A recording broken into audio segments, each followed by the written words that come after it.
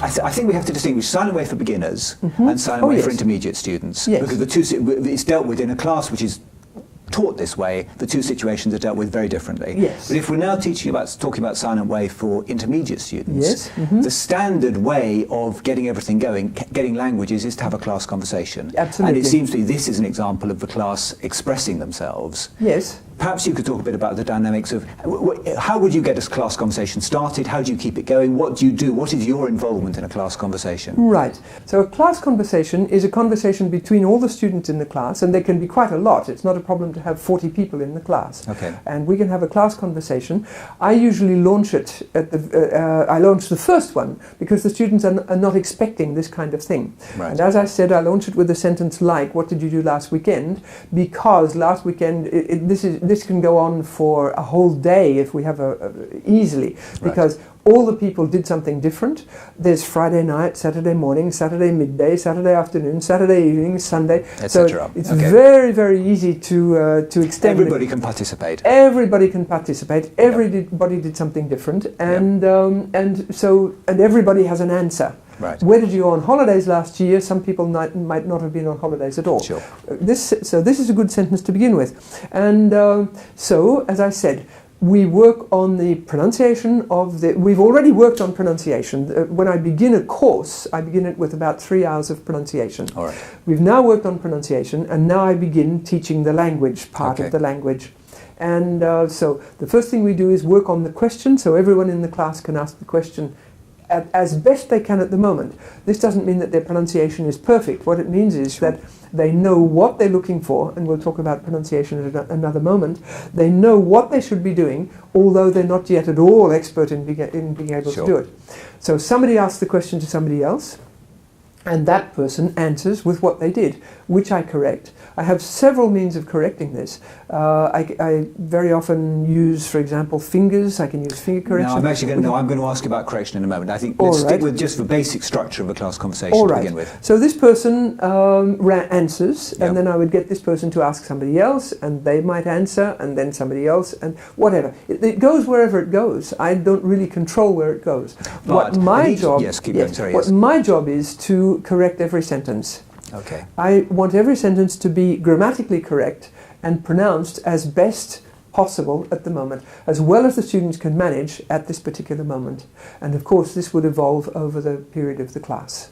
Okay, so I'm going to try and summarise that because I want to ask about it in a bit more detail. Yes. So student A asks student B, what did you do this weekend? Yes. And by then he's doing it adequately, so you let it go. It's perfectly good. Student B then answers and tries to say, obviously you're going to insist that it's true, tries to say something about it, but within that there are several mistakes or several things that you think could be improved. Right. At that moment, what do you do? I correct. Right? And I have several ways of correcting. I have quite a lot of ways of correcting. If there's a problem with pronunciation, I can use this chart, for example.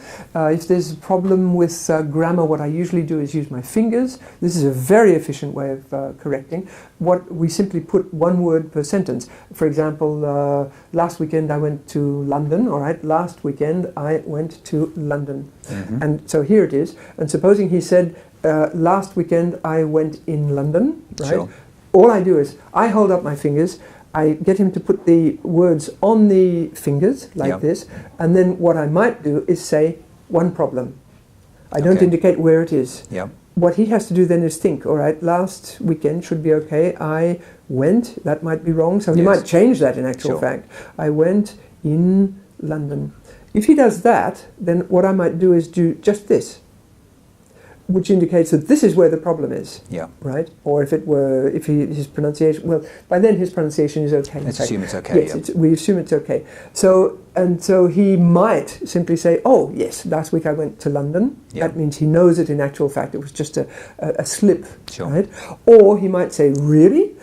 Or he might have no idea. I give him this indication. This is where the problem is, and what do I do with that? All right, so at that stage I have a gesture to the class, can anyone help?